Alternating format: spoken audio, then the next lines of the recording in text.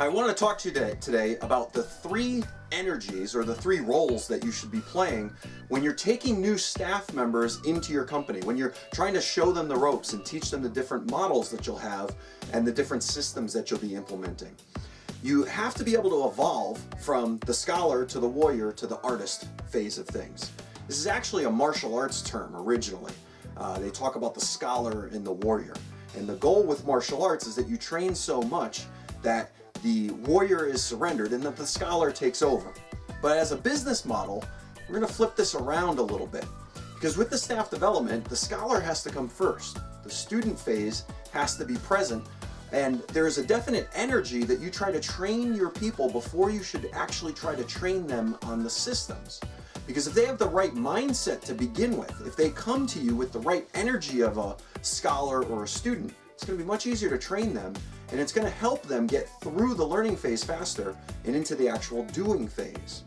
Now, I also want you to consider this, that it's not a hierarchy. It's not something that you always start as the student or the scholar, then become the warrior, and then become the artist. It's not this stepping stone or ladder mindset. It's more of a circle. If you can imagine that the center of the circle, the heart of it, is the student format. Then the warrior is the action base that surrounds that. And when you cultivate the warrior enough, when you engulf yourself and you immerse yourself in the action that needs to be taken, something then happens, an aura is created, and that's the artist phase. So we're going to talk a little bit more about these first three. Starting from the learning phase, it's really important, like I mentioned before, that the student takes on the right mindset, a humility mindset, so that they're open to these new ideas. The hardest thing to do is to train somebody who already knows better than you what you're trying to explain to them. And if you could open yourself up to these new attitudes, it really does help you grow. This is important for entrepreneurs too, because you might be an expert in one particular part of your industry. But you need to expand, you need to learn new techniques, you need to learn new systems and new modules. So that's the scholar phase. Now the warrior phase is the action phase. And this is the part that you have to get comfortable with being in for a long period of time. Matter of fact, I don't believe that you're ever fully out of the warrior phase. You're always in that activity process.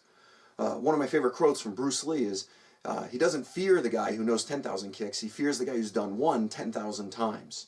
And when you read books like The Tipping Point, they also talk about the idea of 10,000 hours goes into mastery. That's an important concept to really grasp. 10,000 reps. If you could think about what it takes to overcome the adversity to get past just 100 reps, the energy that you have to overcome, the energy that you also have to cultivate when you're tired, when you're fatigued, when the weather is bad, or when you just don't feel like doing it. Doing 10,000 reps means that you get through all of that energy. And by getting through that energy, you start to create the ability to accept the artist in. But if you're not willing to pursue those 10,000 reps, you really have no shot to ever get to that unbelievable level of the artist. All great works of art has something that's unexplained. Here's an easy analogy to help you out. You might understand all of the aspects of the human body. You might know all the individual organs and what goes into making a human body real.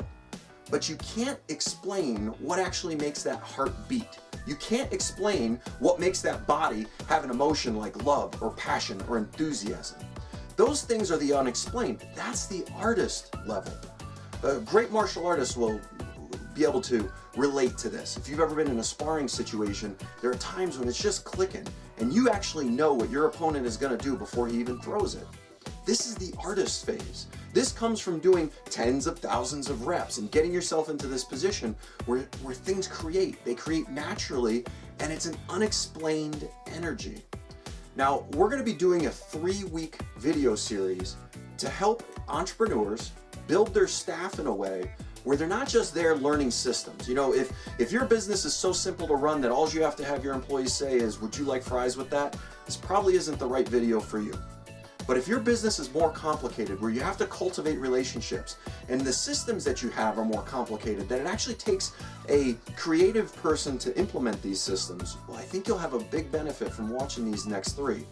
Because we're going to show you key strategies to use with your staff on how to cultivate the scholar phase before they start their training, how to motivate them and how to keep them self-reliant during the warrior phase, and how to do enough work so that the artist phase is even possible, that extra unknown source can actually come to the work and the products that you want to add. Now this is a free service. These are normally videos that we share with our subscribers only, but we're getting started. Again, we're looking for those early adopters. So if you want to be a part of this, this is your opportunity to do it for free. You just have to click the link.